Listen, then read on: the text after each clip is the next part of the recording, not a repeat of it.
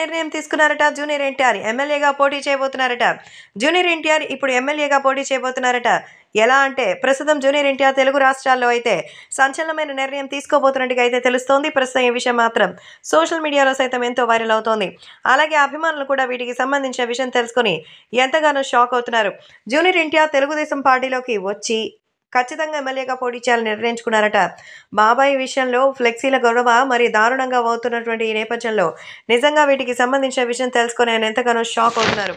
ప్రస్తుతం రాష్ట్ర వ్యాప్తంగా ఇప్పుడు సోషల్ మీడియాలో సైతం ఎంతో వైరల్గా మారుతోంది. ఏది ఏవైనా అభిమానులు కూడా వీటికి సంబంధించిన విషయం తెలుసుకొని ఎంతగానో షాక్లో ఉన్నట్టుగా తెలుస్తోంది. ప్రస్తుతం ఈ విషయం సోషల్ మీడియాలో సైతం ఎంతో సెన్సేషనల్గా మారుతోంది.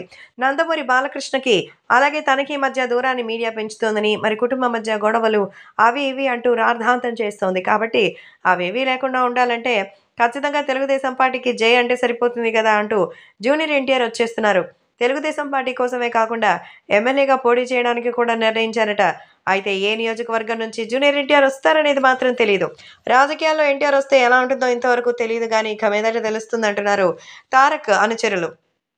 ప్రస్తుతం నందమూరి కుటుంబం అంతా ఒక్కటే అని, ఎవరి కోసము ఎవరిని తక్కువ చేయడం లేదని దయచేసి రాద్ధాంతం ఆపండి అంటూ స్వయంగా కోరుతున్నారు ఎన్టీఆర్.